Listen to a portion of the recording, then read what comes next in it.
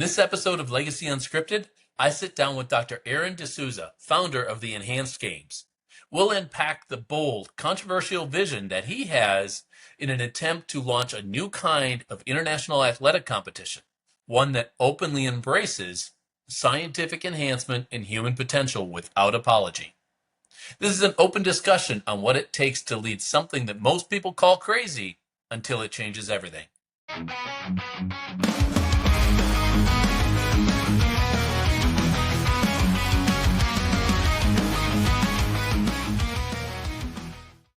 Welcome to Legacy Unscripted, sponsored by Progeny Coaching. This is the podcast where sports and business collide.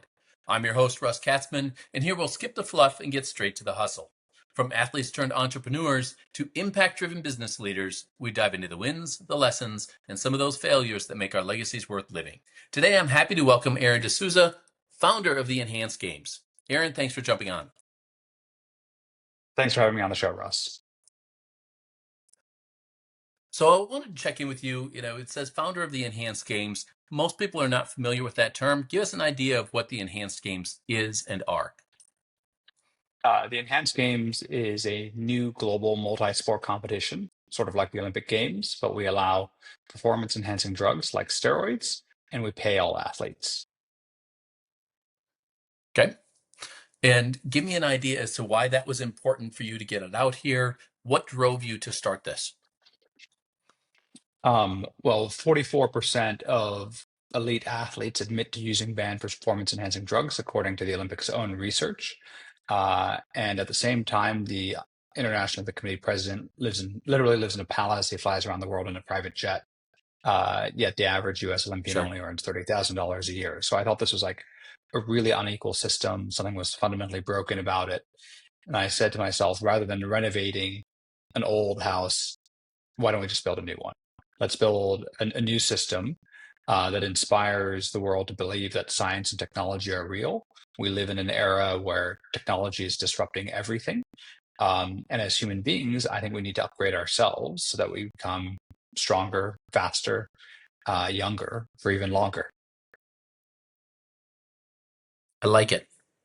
So as a founder that's been down this road a couple times, you've seen quite a bit. Tell me why this one is alike or different to some of the things you've done before from a business standpoint. Well, for the benefit of your listeners, I've built 10 companies. I started my career as a lawyer. I have a PhD in intellectual property law. And after law school at Oxford University, I was recruited by Peter Thiel, the co-founder of PayPal, to lead his litigation against Gawker Media involving the wrestler Hulk Hogan, where we won the largest invasion of privacy judgment in history.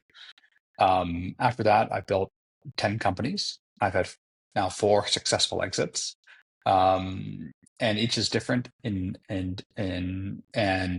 what I would say is that prior to Enhanced, I always wanted to build boring companies, infrastructure companies, fund administration businesses, reinsurance, compliance businesses, things that are so boring that people at a party would sort of turn off and not even listen to your elevator pitch, because I always felt those had low competition. And that's true. And I made a lot of money doing those businesses. However, what I realize now after building the Enhanced Games is that when you have a mission that is compelling, that is global in nature, that is transformative to the human species writ large, that's something deeply inspirational. And at the end of the day, very few of us go to work just for the money. We go to work to have a sense of meaning in our lives. And the most accomplished and the most talented people in the world are generally not motivated by money. They're motivated by mission. And to build an organization that has a mission, not just to disrupt sports, but to actually upgrade humanity as a whole, is something that has allowed us to attract the most talented people in the world. And I firmly believe that culture is the number one asset of any organization. And a core aspect of any organizational culture is being able to recruit the most talented people in the world. And so when I invest in a company or I build one myself, I ask myself the question, why would someone go and leave OpenAI or SpaceX or one of the other hottest companies in the world to come and work for this new thing? It's not generally about financial motivations at that level. It is about doing something that leaves a legacy to the world, and that makes a tremendous contribution to the advancement of our species. No, I love that. Um, you touched a little bit on culture, and I want to dig in there a little bit more. You've had these companies in the past. What have you done differently with this culture that you might not have done with your previous companies? Well, I've built 10 companies. I'm 40 years old, and I always say I'm not some 22-year-old founder out of Y Combinator. Right. And what I've learned over the years is that reliability is the number one skill of an operator. And it astounds me when in my previous life as a venture capitalist, I would have founders coming to pitch me asking for millions of dollars in funding, yet they would show up late for the meeting, or maybe they didn't even show up at all.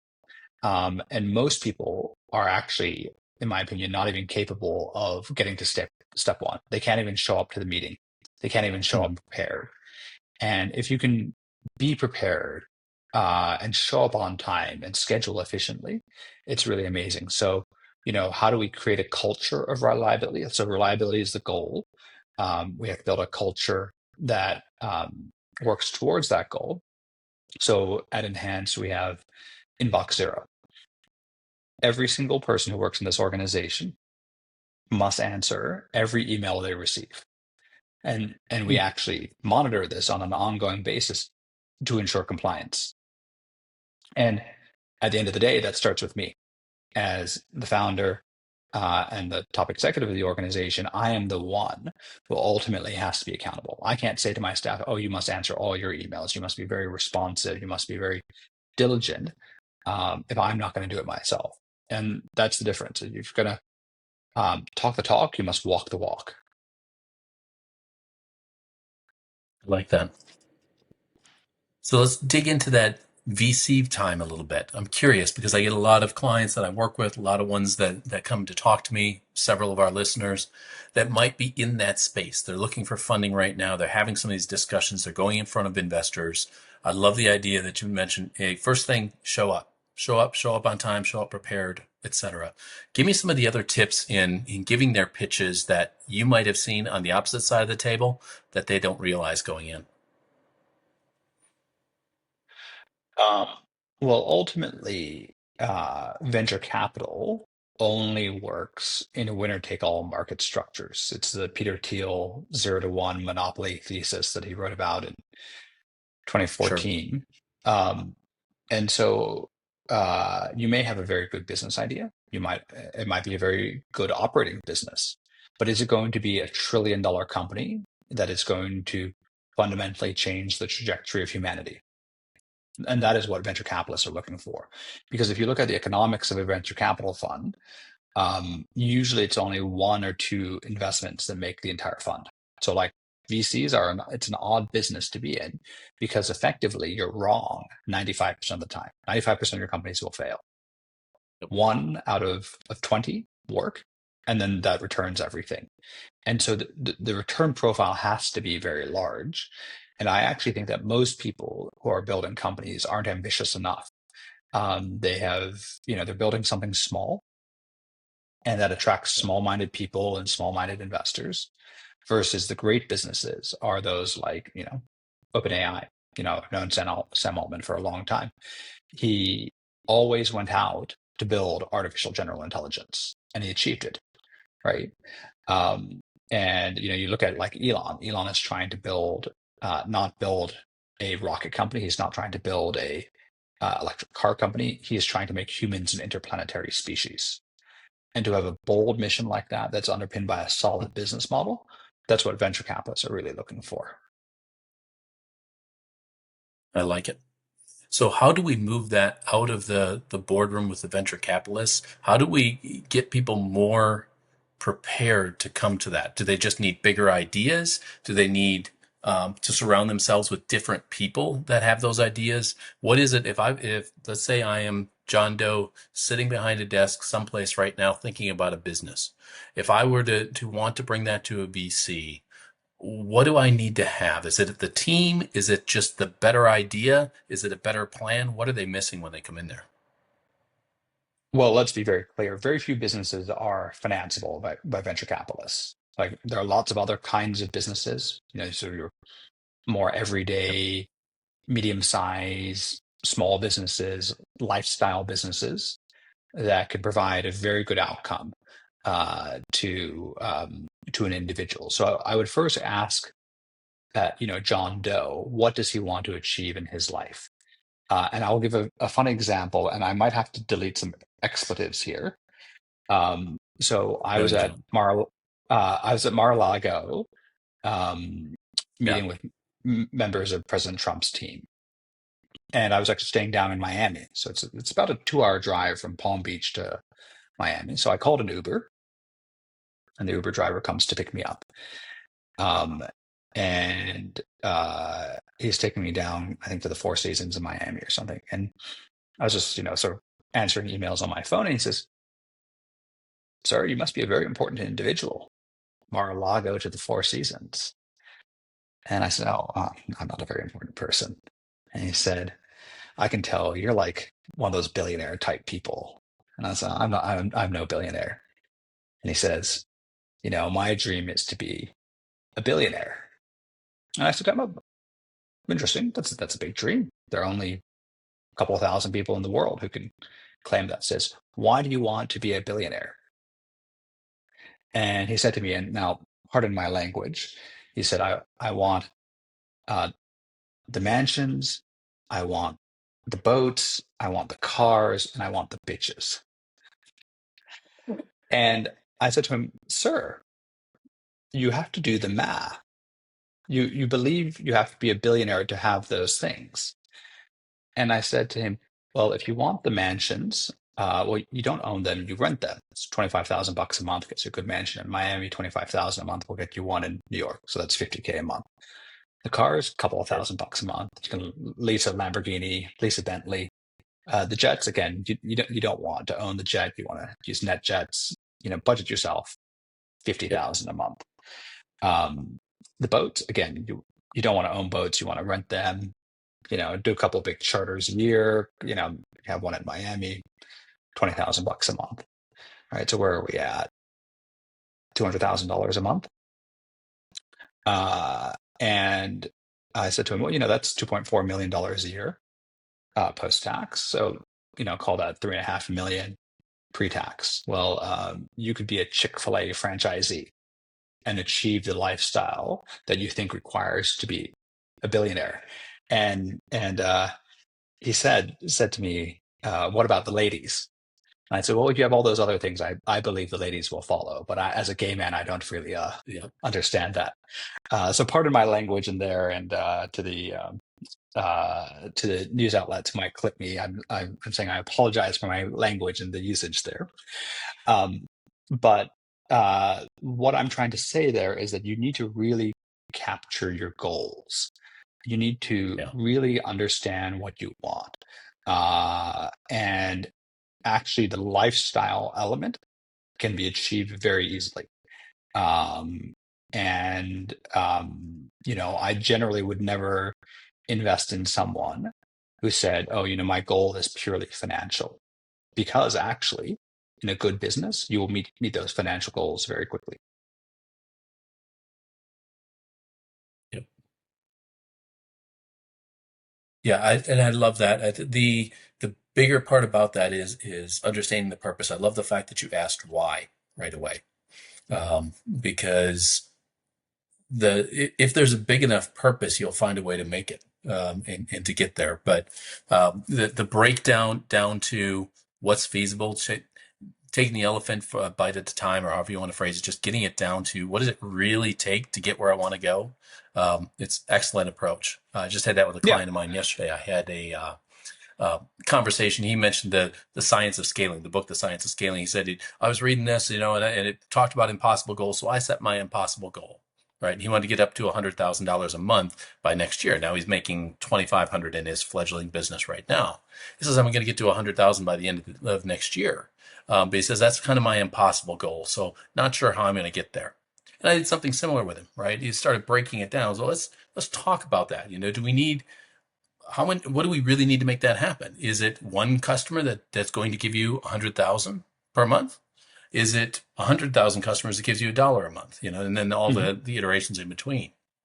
Because I think what happens is we want our business owners to set those goals somewhat out of reach because it forces them to think outside of the box a little bit, think differently to have something to achieve because they're not really sure how to achieve it. But we don't want them to set it and say, well, that's my impossible goal. I'm not going to achieve it, but I'll just set it out there. That doesn't do any of us any good, including the business owner. Love the story. Yeah, Love the fact that you know, you do that. It's just funny that it happened in an Uber. yes, yes, it was a quite a fun experience, and I actually had to give this person advice because I was sort of he was driving for 2 hours in Miami Yeah. traffic, um, and ultimately it was I hope I steered him in the right direction. But on the word impossible, I don't think I've ever thought of any of my goals as impossible. I was 24 years old when I met Peter Thiel, and he asked me to bankrupt Gawker, which was at the time one of the most prominent media outlets in the world. Um, I built Sure. companies of tremendous scale, and I just don't think anything is impossible. Like, I look at the wonders of the human experience. You can gaze up at the Sistine Chapel or listen to, Beethoven's Ninth Symphony, and you say to yourself, Hmm. Human potential is truly limitless. And I don't think anything is impossible, certainly in this day and age, with the widespread use of technology, social media, artificial intelligence. Like, if you have an iPhone, you can do literally anything in this world.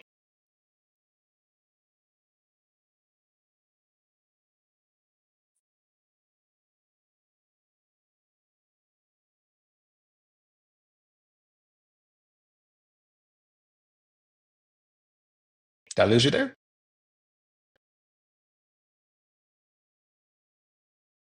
Hello? Can you hear me? Yeah, yeah, I can hear you now. Oh, you can hear me. Okay, good. Yeah. Yeah, this Okay. this unfortunately this is the advantage of Riverside that it records on each of our sides and then it'll load up. Yeah. Because whatever you said, it picked it up. So Okay. that's good. Good. I'll edit this little piece out, so we'll be good to go. Yeah. Um, Okay. Cool. where are you today? Where are you sitting? You're I'm not in down in Lake. Miami, are you? No, I'm in Lake Como in Italy. Oh, I love Lake Como. Which village? We're in up in we're sort of. Do you know where the Mandarin Oriental is? Yes, Yeah, so we're just up from the Mandarin we were just Oriental. there. Not the. Okay, gotcha. Yeah, we were just there not long ago. We were. Gosh, I cannot remember where we stayed. But we went around to all the villages. This was 2019, so I guess it was that long ago. It was 5 6 years ago Yeah. already. Feels like it was yesterday, and feels like it was forever ago all at the same time. Mhm. But oh God, I love Como. I want to go back because we saw it in the summertime. I want to go back and do Matterhorn, and then just run around the Lake Como during the holidays. If it's not, I assume it doesn't freeze. So just No, see those villages in it's a the lot. wintertime a little bit. It's lovely here year round. Oh, I bet. All right, back to it.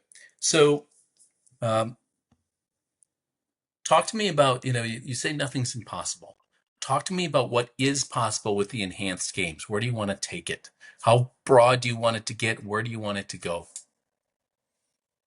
I believe the enhanced games can become the dominant international sporting competition. It can supplant the position of the Olympic Games. And why is that? Because I believe that human beings are hardwired to want to see the very best of human performance. We're not interested in seeing, the silver medalist. We're really only interested in seeing the world record breaker. And sports governing bodies like the Olympics or the NBA, the NFL, are some of the most durable monopolies that have ever existed. FIFA is the perfect example. FIFA is an extremely poorly run organization, yet has some of the most durable revenue streams imaginable and has an absolute stranglehold over the governance of international soccer. And they're so effectively sports governing bodies, when at scale, are monopolies, and they're some of the most durable monopolies. So that's what attracted me to the market structure. And then it's like, so how do you displace the most powerful monopoly that arguably has ever existed, certainly in sports, which is the International Olympic Committee? I think it's very simple. Uh, because as humans, we're only interested in seeing the best of human performance. So, and the Olympics are the ultimate forum for international competition. Yet, if we can have athletes who are faster and break records, then why would another athlete want to compete at the old, slow Olympics? Why would NBC pay billions of dollars a year to broadcast the old, slow Olympics?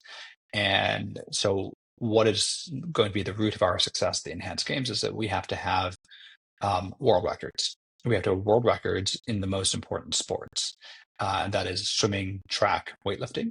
And in particular, Usain Bolt's 100-meter record, I think, is the most important. And recently, we signed the silver medalist from the Paris Olympics, Fred Curley, and he has got a potential to be to break Usain Bolt's world record because he was, I believe, the seventh fastest man ever in the 100 meters. And with enhancements, he'll be able to do it. And this is why a lot of people ask me, "Oh, Aaron, why didn't you go after FIFA? FIFA is more corrupt. It's more dysfunctional than the Olympics." But I said, in soccer, there are no objective world records. So the success of teams is based on history and fandom. And there's debate about who's the greatest of all time. But in Olympic sports, by and large, they're objective. And so there's no question about what the ultimate avenue of competition is. So it's like the competition that has the 100-meter world record on the track is the ultimate avenue of competition. And we've already broken the 50-meter record at swimming, which is the premier record. And that's why the World Aquatics Federation, the Legacy Governing Federation, is in absolute meltdown mode because they are they don't well, they feel so threatened by us and this new innovative model because they no longer have this world record. Gotcha. And so I guess that kind of answers the other question for me, which is you've got reception on both the general public and of course governing bodies. I'm guessing we know where the governing bodies are sitting on this. What has been the general reception? I know you've got something planned here in Vegas next year, but what's the general reception been for the typical fan? I think so. The most instructive conversation I've had in my life, my entire life, is happened about 3.5 years ago with the Nobel Peace Prize winner Maria Russo. I had the privilege of having breakfast with her, and she gave this wonderful speech about her experience as a journalist, particularly using social media to fight the dictator of the Philippines, Robert Duterte. And she said something very simple, which is, to understand the world today, you must understand one fact, which is social media. And to understand social media, you only need to understand one dimension to it, which is that controversy travels 9 times faster than truth. So that's why we have bold Donald Trump, not boring Jimmy Carter. That's why we have outrageous Kim Kardashian, not boring Humphrey Bogart. And if you look through this lens, you understand the divisive political and media environment that we live in today. All the most successful businesses are controversial. They're bold. They're thought-provoking. And the enhanced games fits exactly with that. So we are polarizing. We get that. There are some people who love natural sports. There are some people who love enhanced sports. And we don't need to be everything to everyone. We just need to be the best to the core audience that really loves what we do. Mm. Yeah, it goes back to the idea of would you rather have a million fans or 10,000 fans that are engaged and love what you do? Yeah, exactly. And then those Right. 10,000 can go find the million. Yeah. And, I look at Yeah, I like it. Elon Musk, who is the richest man in the world, who's built some of the, largest companies in the world. He is loved by many and he is reviled by many. And I think that's in the nature of building a great business today. If you go out and say, my brand is predicated on everyone loving it and being universally acclaimed, I don't think that is possible in this day and age. And name me one brand Yeah. or one individual out there who is universally acclaimed. I don't think it's possible. Yep. So I know we're running short on time for you, but I want to dig into your lessons for an entrepreneur. Let's go back and instead of the 40-year-old Aron, let's go back and talk to that 24-year-old Aron that's just getting started. What are those top couple lessons that you pass on to him that the next generation of entrepreneurs could learn from?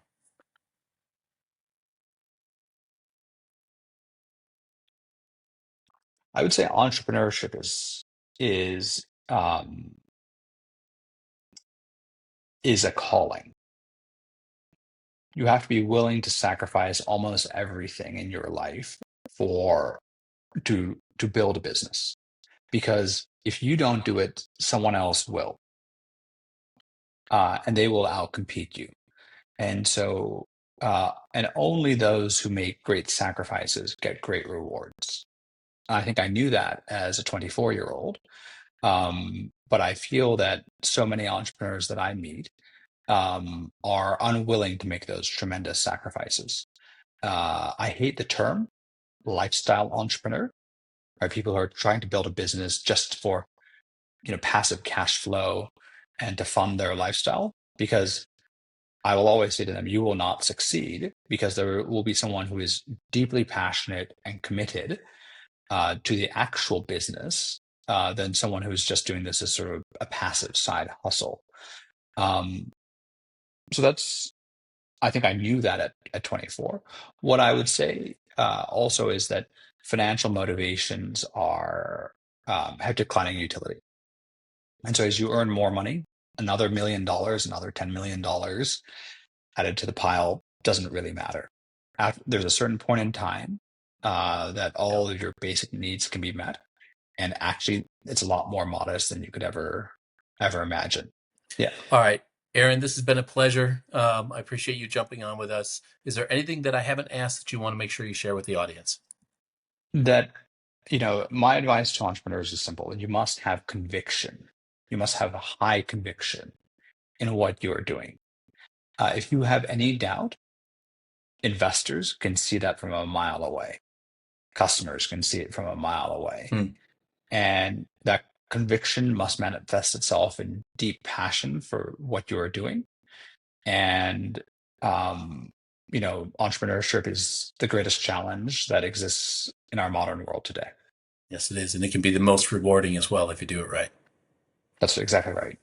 Well, thank you very much for having me on your show. Thank you. I appreciate it.